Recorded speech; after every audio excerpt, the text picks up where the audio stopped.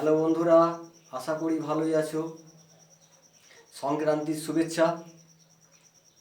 বাতি যেমন তেল ছাড়া জ্বলে না, মানুষও তেমনি ঈশ্বর ছাড়া বাঁচে না।